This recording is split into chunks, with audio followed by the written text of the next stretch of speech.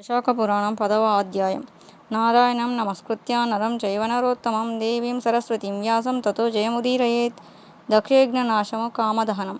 రుద్రుడా వార్తను విని కాలాంతకుని వలె భయంకరాకారుడై 1000 బాహువులు కల మహాబలశాలియగు వీరభద్రుడు వెలువడెను. అతడును పరమేశ్వరునకు నమస్కరించి నన్ను సృష్టించిన కారణమును తెలుపమని చేతులు జోడించి అడిగెను. పరమేశ్వరుడును నా భార్య వినజాలని రీతిలో నన్ను నిందించిన ఆమె శరీర త్యాగమునకు కారణమైన దక్షుని సంహరింపమని ఆనతిచ్చెను. భూతసంగములను వీరభద్రుని వెంట పొండి పంపెను. ఇట్లు పరమేశ్వరుని ఆజ్ఞను అందిన వీరభద్రుడు వాని వెంట వెళ్ళిన పరివారము యజ్ఞశాలను చేరి అచటనున్న దేవతలు రాక్షసులు మానవులు మున్నగు మహావీరులను అందరను కొట్టిరి. సతీదేవి మాటలకు నవ్విన సూర్యుని దంతములను వీరభద్రుడు రాలగొట్టెను.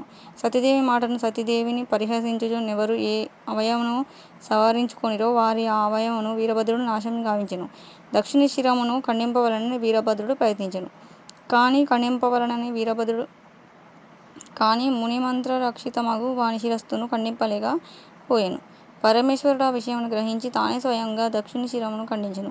ఈ విధంగా వీరభద్రుడు శివుడు వారి పరివారము యజ్ఞశాలలోని వారిని భంగపరిచి తమ వారితో కలిసి కైలాసమునకు మరలిపోయిరి.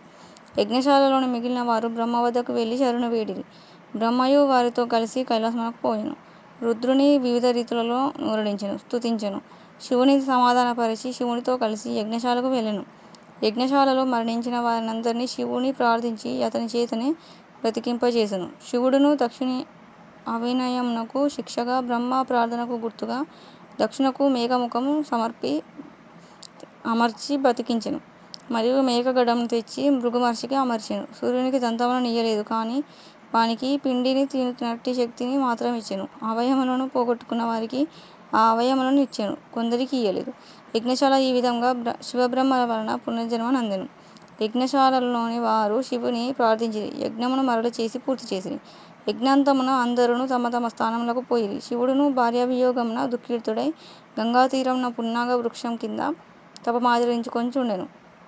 దక్షుని కుమార్తెయగు సతీదేవి శరీరము విడిచి మీనహిమాచలముల పుత్రికగా పుట్టి పెరుగుచుండెను. ఈ సమయమున తారకుడను రాక్షసుడు తీవ్ర తపమును ఆచరించి బ్రహ్మను మెప్పించెను. శివుని పుత్రుని వలన తప్ప మరెవ్వరి వలన మరణం లేకుండునట్లు వరములను పొందెను. పరమేశ్వరునికి భార్యయే లేదు, పుత్రుడెట్ల కలుగును? కావున నేను అవధ్యుడను నన్ను చంపు వారెవరు లేరని తారకుడు తలచెను. వరగర్వితుడై సర్వలోకములను సర్వదేవతలను బాధింపసాగెను. దేవతలను తన గృహములు నూర్చుటకును దేవతా స్త్రీలను దాసీలుగాను నియమించెను. దేవతలను బహువిధములుగా బాధించుచుండెను. దేవతలు వాని బాధలను భరింపజాలక బ్రహ్మ వద్దకు పోయి తమను రక్షింపమని బహువిధములుగా ప్రార్థించిరి. బ్రహ్మయును వారి మాటలను విని ఇట్లు పలికెను: దేవతలారా, నేను తారకునకు రుద్రపుత్రుని విడిచి ఎవరు నిన్ను గెలువజాలరని వరమిచ్చిన మాట నిజము. రుద్రపత్నియగు సతీదేవి దక్షుని యజ్ఞశాలలో శరీరము విడిచినది. ఆమె ఎప్పుడూ హిమవంతుని కుమార్తె పార్వతి అని పేరుతో పెరుగుచున్నది. రుద్రుడును హిమాలయ ప్రాంతమున తపము చేసుకొనుచున్నాడు. కావున మీరు పరమేశ్వరుడు పార్వతితో కలిగినట్టి విధానం నాలోచింపుడని వారికి తగిన ఉపాయం సూచించెను. వారిని ఊరడించి పంపెను. దేవతలందరును ఇంద్రుని ఇంట సమావేశమైరి. బృహస్పతితో ఆలోచించిన ఇంద్రుడును నారదుని మన్మధుని స్మరించెను. ఇంద్రుడు స్మరించినంతనే నారదుడును మన్మధుడు ఇంద్రుని వద్దకు వచ్చిరి. ఇంద్రుడు నారదుని చూచి, నారద మహర్షి, నీవు హిమవంతుని కడకు పోయి దక్షయజ్ఞమున శరీరత్యాగమునిచ్చిన సతీదేవియే నీ కుమార్తె పార్వతిగా జన్మించినది. భార్యావియుక్తుడగు శివుడును హిమాలయ శృంగమునందే తపమాచరించుచున్నాడు.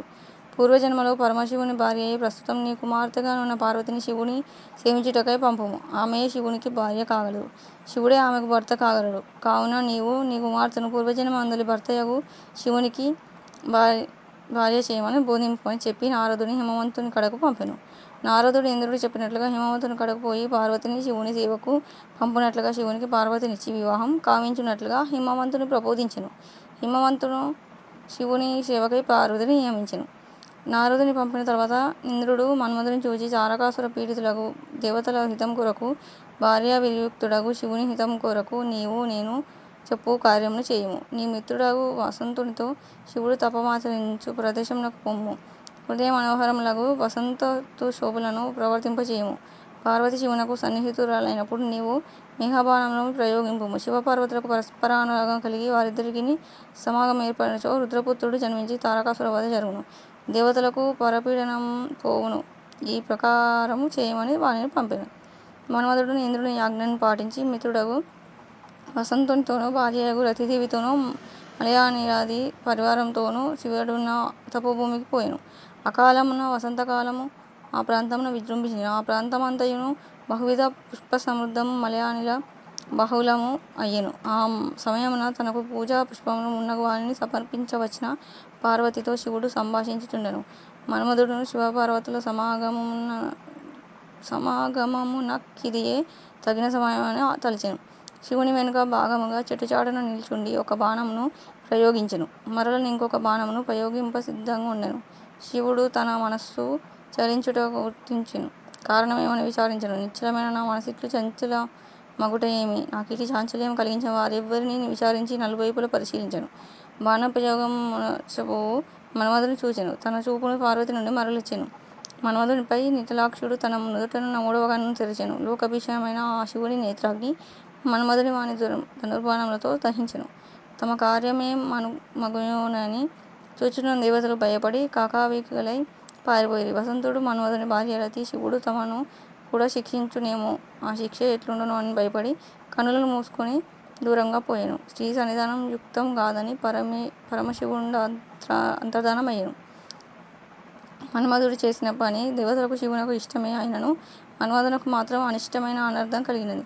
ఒకవేళ శివునకు దేవతలకు అనిష్టమైన పనిని చేసినచో నింక ఎంతటి ఆపద మన్మధునకు కలుగునో ఎవరు చెప్పగలరు?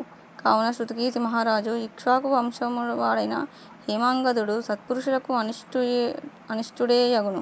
సజ్జనులను గౌరవింపక పరమాత్మకు అహితమును వైకల్యము కలవారిని అప్రసిద్ధులను ఆదరించి గౌరవించుటచే చేసిన దానికి శునకాది హీనజన్మలెత్తి బాధపడెను. కావున సాధుసేవ ముఖ్య కర్తవ్యం. అనాథల యెడ దయాజాలి మితిమీరరాదు. ఈ విషయము గమనింపవలెనని శృతదేవుడు వివరించెను. పరమశివుని కనిష్టమును చేయుటచే మన్మధుడు తరువాతి జన్మయందున బాధలు పడెను. పరమపుణ్యప్రదమైన ఈ కథను రాత్రిగాని పగలుగాని ఎవరు విన్నను జన్మ మృత్యువు ముసలితనము మున్నగు భయముల నుండి విడువదురు. అనగా వారికి జన్మాదుల వలన భయము ఉండదు అని శృతదేవుడు శృతకీర్తికి వివరించెను. వైశాఖ పురాణం 10వ అధ్యాయం సంపూర్ణం.